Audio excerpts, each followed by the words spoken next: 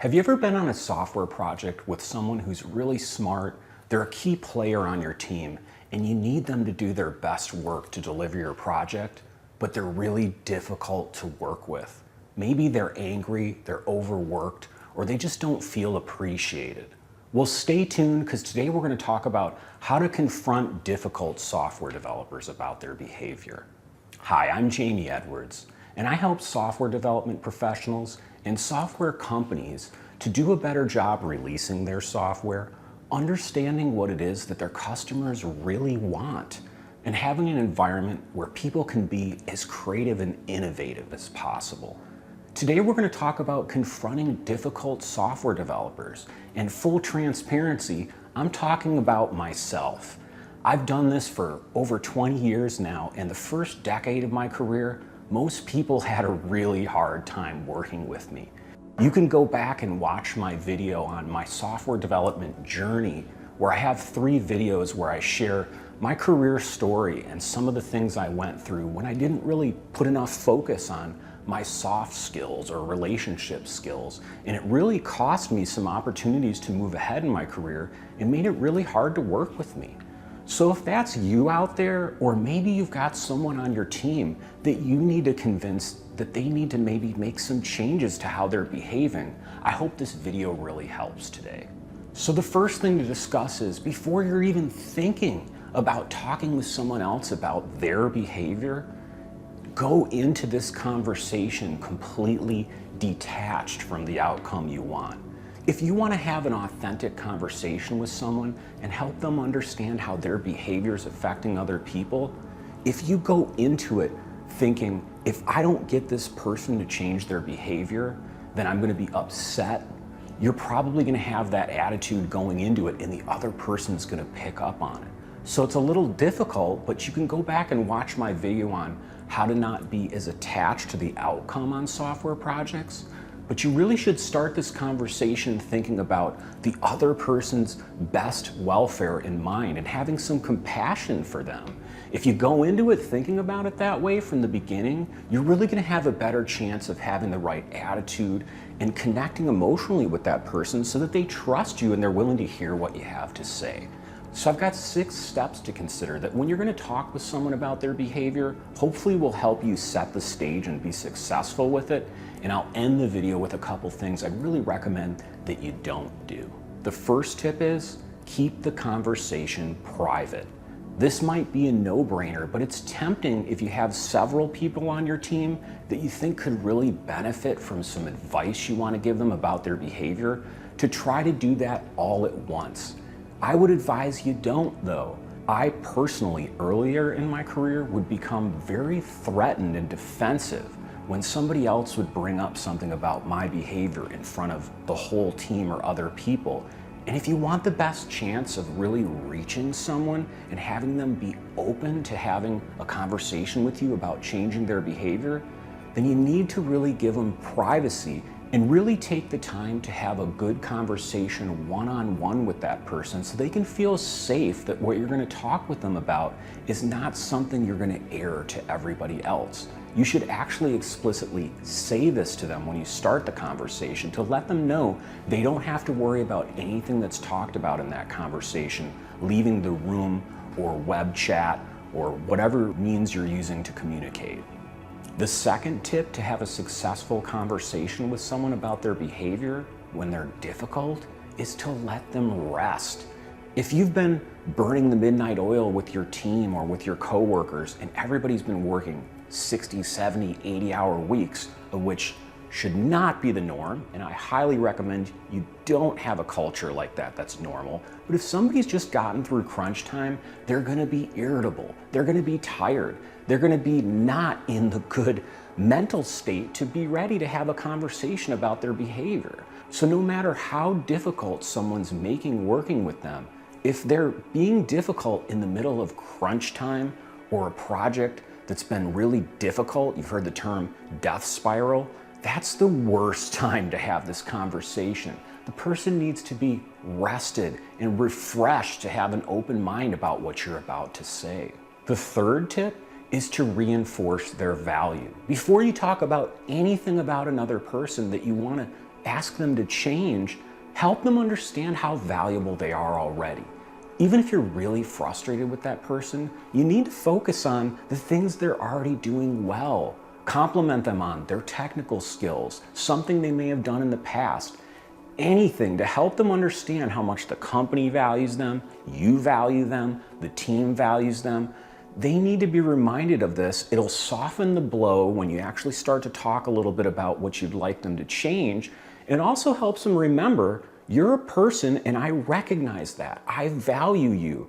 And this isn't about throwing someone under the bus or just focusing on just the negative behavior they have. So take the time before you have this meeting or this conversation with the other person to think through what are some things they've done great, and bring those up and focus on them and spend a little time reminding them about their wins. You'd be surprised when someone's been through a really difficult time, and I've went through this many times on my projects in my career, how just reminding them how much you value them can really bring them back into a positive mindset where you hold that conversation and they're open to what you have to say. The fourth tip is to listen openly for the other person's struggles. I talked about this in 2 other videos of mine. One is how to be a servant leader. That video talks about how to have more authentic communications and connections with people so that they see that you're not trying to lead them by managing them or bossing them around. You're trying to lead them by serving them. So go back and watch that video. That'll really help you have the right mindset when you start this conversation to help the other person feel safe. In addition to that, I've mentioned in many of my videos, there's another one called How to Win Trust for Your Software Development Ideas. This will help you understand what's really bothering another person, and that's what this tip is about. You're not just looking for struggles on the job. You want to be listening to understand what's their home life like.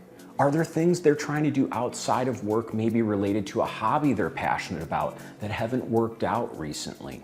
These are all the cues that you need to really understand, is this person behaving the way they are because they're really angry and they're really upset in how they're showing it, extrinsically to everybody else on the team? Or do they have some real issues going on that you might not be aware of?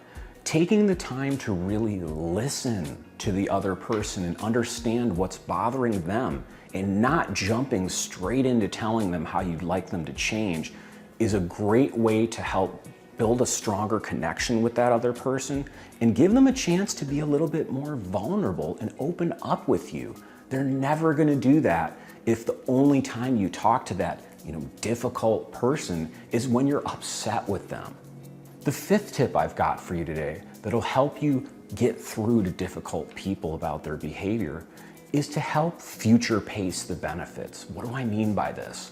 Help them see what would my job look like after I start to make the behavioral change that I'm suggesting.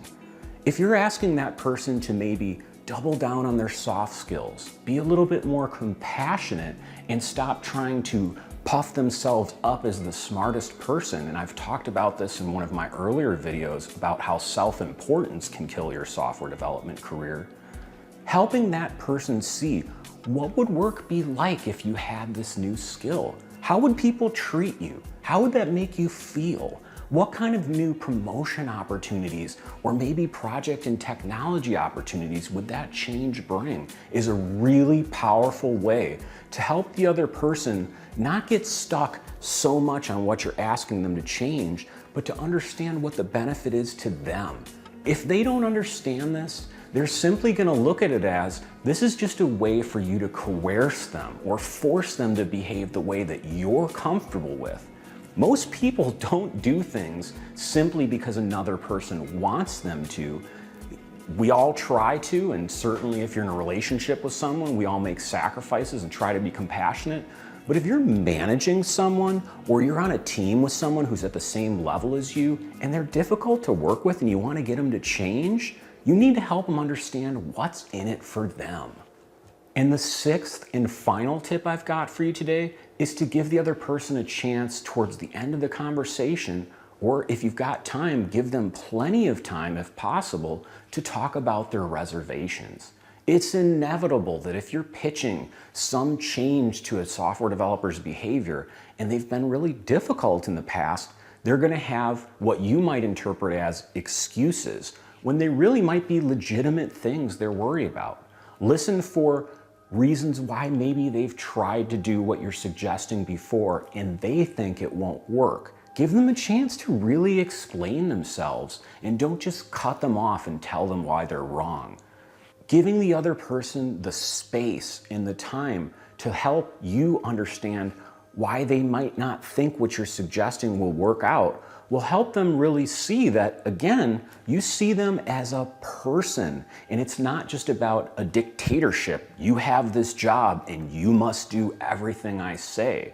If you want to build strong relationships, especially with difficult people, you must give them a chance to object to what you're asking them to do. Now, let me quickly share with you 2 tips for things that I would say you should never do during these conversations. The first one is don't give the other person an ultimatum. If you say, you need to make this change or else, they'll make the change, but they're going to resent you for it and they're going to feel they had no choice. Think about when you're asked to make a behavioral change that you have no choice in. How does that make you feel? It's going to make them feel the same way. And finally, don't tie the change that you want them to make to some sort of reward. It's tempting to dangle a carrot in front of someone and say, we'd like you to treat people better, or we'd like you to listen more. But if you do it, we're going to give you a raise, or we're going to give you a promotion. If you do this though, there's a couple reasons why it's a really bad idea. First of all, it encourages the person to make a short-term change. They'll make the change to get the reward you're putting in front of them, but you really have no guarantee that it's going to stick. The second problem is they're probably going to expect rewards in the future whenever you want to change their behavior. And now you're putting yourself into a situation where just to expect that other person to behave well with the team, they're going to expect that you always give them something for it. And that's really not a precedent you want to set if you want to have a good, healthy, long-term relationship with that person and have them eventually have more concern themselves for how they treat other people. So I'd recommend you just don't do this. So how have you dealt with confronting difficult software developers about their behavior? Earlier in my career, I was really difficult to work with. And I learned over many times of people trying to get me to change my behavior that it really didn't start to get better until I met some people that showed genuine concern for my history, my struggles, and they showed that, you know what, we value you as an employee regardless of whether or not you can do what we're asking you to do, but we really need you to think about how that affects others. They did a really great job of future pacing and some of the other things I talked about in this video. So if you like this video, give me a thumbs up below. If you're new here, please subscribe to this channel, and I'll talk to you next time. Thanks.